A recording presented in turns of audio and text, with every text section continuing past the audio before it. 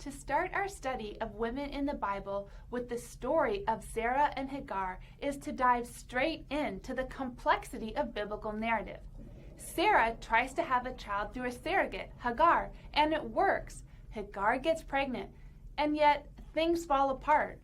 Hagar acts in a way that upsets Sarah. Then Sarah blames her husband Abraham and then turns and mistreats Hagar. And we find that what was supposed to be healing and salvation for Sarah ends terribly, to the point where she is abusive toward the surrogate mother of her child. And then this drives Hagar to run away. So what do we do with this story? I think all of us can feel empathy for both women. Sarah is well past childbearing years, and yet there is this promise from God to Abraham to have a child. And so the pressure on Sarah increases, but she is helpless really. She believes God has closed her womb and prevented her from having children. For me, this story always brings back the emotions of my own struggle with infertility. I wanted a child so badly, and yet the doctor said there was no chance that I would conceive after my husband and I were seriously injured in a car accident. It was so discouraging. I felt hopeless. It was like a cloud that seemed to be constantly hovering over me.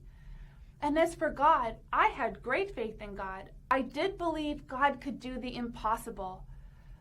But I also didn't understand why God didn't enable me to conceive a child. I thought it would be a small thing for God to grant me this deep desire. But days go by and weeks go by, and when we face unanswered prayer, it can really test our faith. And so I can relate. I can relate to Sarah absolutely. Then there is Hagar. She gets pregnant, and as readers, we would think, great, everything is going to work out for Sarah to have a child. And yet that is not what happens. Things go wrong to the point where this young pregnant woman runs away. And please tell me, how does Hagar manage to leave? Does no one notice? I think the fact that she can leave the family home as the mother of their child is a sign itself of Hagar's aloneness. It's a heartbreaking situation. Hagar must have felt powerless and out of options. I think that maybe Sarah and Hagar have a lot in common. They both are in this desperate situation and probably feel quite alone. So Hagar is on the run, and it's clear she has made a poor choice to flee the dangers of the wilderness, seemingly without any provision, and she is pregnant. In the midst of this terrible situation, an angel enters the story. The angel calls Hagar by name, and right there, everything changes. The story has been moving quickly, and then suddenly it slows right down and narrows in on this personal, intimate conversation. The angel brings words of life to Hagar. The angel brings this beautiful acknowledgement of Hagar's worth and value, a person with a name and a future. It's a powerful scene, and one that speaks to all of us. God is a God who sees.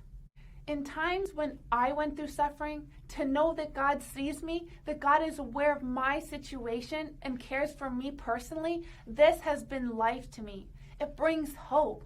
I remember sitting in the hospital wondering if my husband had survived a serious car crash we were in. Because of my brain injury, I couldn't hold on to the fact that he had survived. In these moments, the awareness of God's presence was life in the most literal sense. So for me, the fact that the living God sees me is life and hope. And for Hagar, she still faces struggles after this encounter with the angel. She has to return to a home that is filled with tension and where she has been mistreated. But there's a lot of hope for Hagar in this story as well. We don't read that Hagar is further mistreated, and that is important. Also, the community enters the scene. There was no mention of them earlier in the story. Where were they when Hagar was running away from home? There is no mention that anyone even noticed she was gone or looked for her.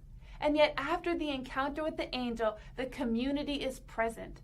The Bible says that a well was named the well of the living one who sees me.